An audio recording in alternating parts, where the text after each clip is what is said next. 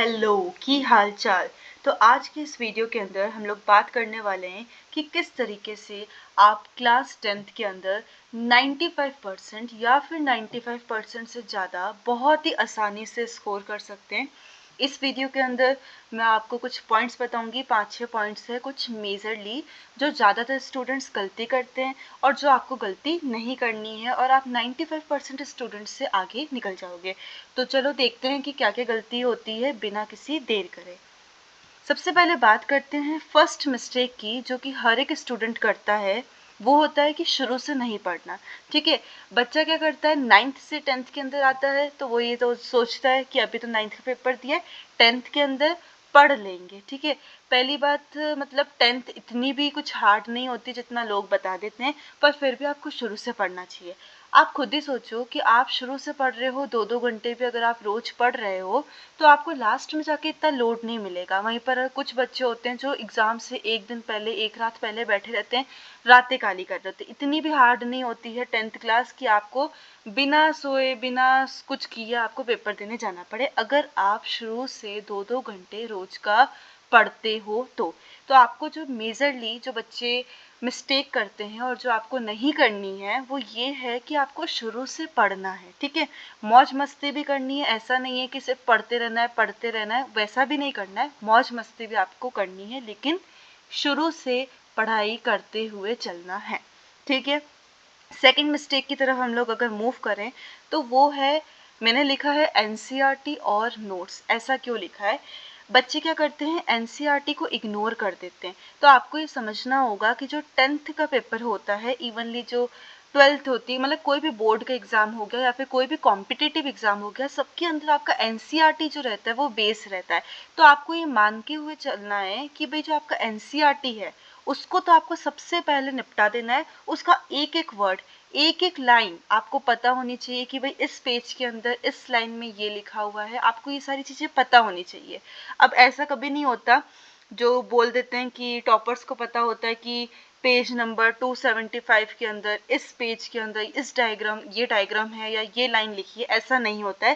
कहने का मतलब ये है कि आपको पता होना चाहिए कि आपने ये पेज खोला है तो इस पेज के अंदर आपके पास क्या क्या देखने को मिला था, आपने क्या क्या चीज़ें पढ़ी थी, मतलब कहने का मतलब ये होता है। ठीक है, साथ में आपको नोट्स भी बनाते हुए चलना है, क्योंकि जब एंड टाइम होता है, आपके जो पेपर के बीच का जो गैप होता है उस टाइम के अंदर आपके पास इतना टाइम नहीं होता है कि आप अपनी एनसीईआरटी वापस से खोलो, सारे चैप्टर्स को वापस से रिवाइज करो।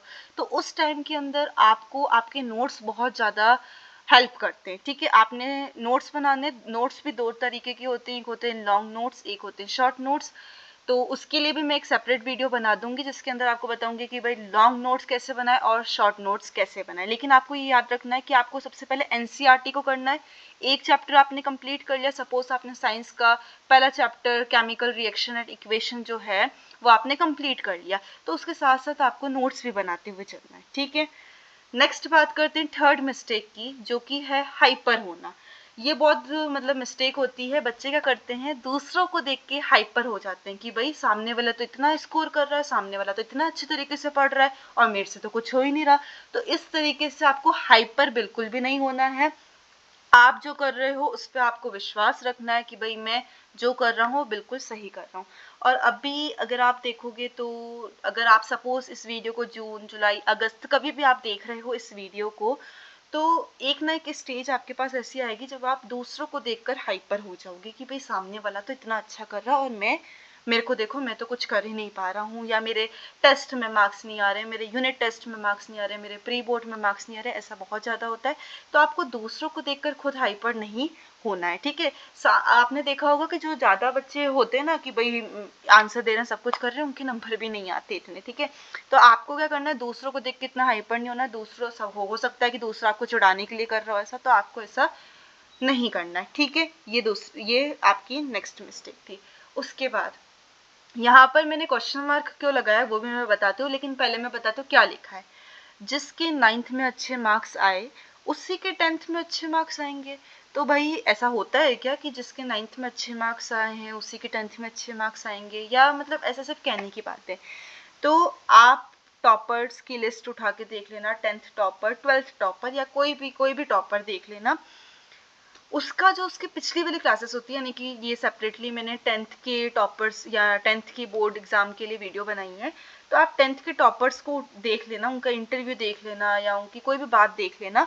उसमें मोस्टली 99% टॉपर्स ये बोलते हैं कि उनकी जो 9th थी वो बहुत ही बेकार चली गई थी।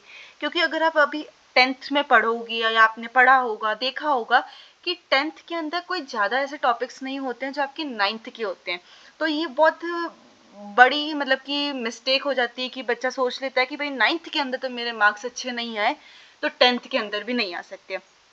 यहाँ तक कि जो 9th के अंदर जो मतलब बिल्कुल पासिंग मार्क्स से भी पास हुआ हुआ बच्चा होता है ना, वो भी 10th के अंदर टॉप कर सकता है, 99 100% लेकर आ सकता है। क्योंकि बहुत कम टॉपिक्स होते हैं जो 9th के 10th के अंदर आपको देखने को मिलेंगे। तो ये बिल्कुल भी मत सोचना कि जो 9th के अंदर टॉप कर रहा है वो ही 10th के अंदर टॉप करेगा। मैंने खुद के स्कूल के अंदर, खुद की क्लास के अंदर देख रखे हैं, जिनके 9th में अच्छे आते हैं उनके 10th में अच्छे नहीं आते। अब मैं ऐसा नहीं कह रही हूँ कि जितने भी बच्चे होते हैं जिसके भी 9th में अच्छे आते हैं उनके किसी के भी 10th में अच्छे नहीं आते, नहीं ऐसा नहीं कह रही हूँ।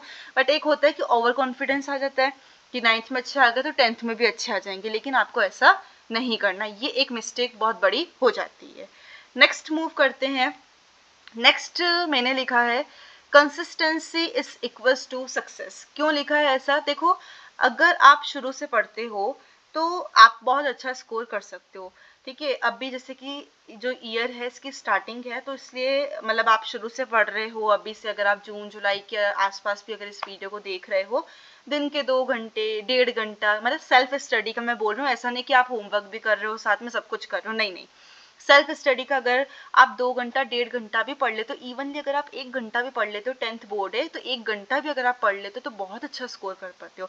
पर ऐसा नहीं एक दिन आपने मतलब शुरुआत के तो कुछ दिन थे, हफ्ता भर, 7 दिन 10 दिन 15 दिन आपने बहुत कंसिस्टेंसी दिखाई, बहुत अच्छी तरीके से आपने पढ़ाई कर ली, 2 घंटे 3 घंटे भी पढ़ाई कर ली, ठीक है। और लास्ट में 15 दिन 20 दिन के बाद अरे यार थोड़ी टाइम बाद पढ़ लेंगे, ऐसा नहीं करना है। अगर आप कंसिस्टेंसी बना के रखोगे तो ही आपको सक्सेस मिलेगी। ऐसा नहीं है कि लास्ट, अब आपने सुना होगा कि बहुत सारे टॉपर्स कहते हैं कि लास्ट में पढ़ के भी हमने टॉप कर लिया। ऐसा होता है कि ठीक है, कुछ बच्चे होते हैं लास्ट में पढ़ के भी टॉप कर लेते हैं, लेकिन सबका दिमाग एक जैसा नहीं होता है। तो आपको ये समझना है कि आपको शुरू से पढ़ाई करनी है, जितना ज़्यादा आपका रिविजन हो पाएगा उतना ज़्यादा आप अच्छा स्कोर कर पाओगे, ठीक है। उसके बाद आगे बात करते हैं, ये लास्ट है कि मतलब इसके अंदर मैं बोलना चाहूँगी, सपने देखने से कुछ नहीं होता, आपको उसको हासिल करने के लिए मेहनत भी करनी ही पड़ती है, ठीक है। कहते हैं ना कि भाई सपने सोते हुए देखे जाते हैं और सपनों को साकार जागते हुए किया जाता है। तो वही लाइन है यहाँ पर कि भाई देखो, आप सोच रहे हो कि आपकी 95% प्लस आ जाए, 99 आ जाए, 100 आ जाए, लेकिन आपके सोचने से कुछ नहीं होगा, आपको करना पड़ेगा, आपको उसके लिए मेहनत करनी पड़ेगी, ठीक है। भले 10th बोर्ड हो, 12th बोर्ड हो, कोई भी कॉम्पिटिटिव एग्जाम हो या कोई भी नॉन बोर्ड एग्जाम भी हो, उसके लिए भी आपको मेहनत करनी पड़ती है। तो आपको ये समझना पड़ेगा कि भाई सिर्फ सोचने से, अभी जैसे है ना, आप सपोज जून के अंदर देख रहे हो, ठीक है, तो आपने बोला कि भाई मैं तो, मेरा बोर्ड का पेपर होगा तो उसके अंदर मैं 95 प्लस स्कोर करूंगा, ठीक है। फिर आपका जून निकल गया, जुलाई निकल गया, अगस्त निकल गया, अब आप सितंबर पे आ गए, फिर आपने बोला कि भाई अब से मैं पढ़ के वापस से 95% प्लस स्कोर करूंगा। ऐसे ऐसे करते करते आपका टाइम निकल जाएगा और आपके बोर्ड कब आएंगे आपको पता ही नहीं पड़ेगा, और आप सिर्फ बोलते ही रह जाओगे कि भाई मैं स्कोर करूंगा या करूंगी, कुछ हो नहीं पाएगा। तो इसलिए आपको सिर्फ सोचना नहीं है, उसको करना भी है, ठीक है।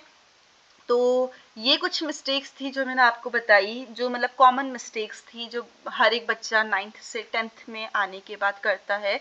इसके अलावा भी और मिस्टेक्स होती है, तो उसके लिए मैं और एक सेपरेट वीडियो बना दूंगी जिसके अंदर मैं आपको और मतलब मिस्टेक्स बता दूंगी। ये कॉमन मिस्टेक्स थी कि हाँ, ये तो 99% बच्चे करते ही हैं, ठीक है।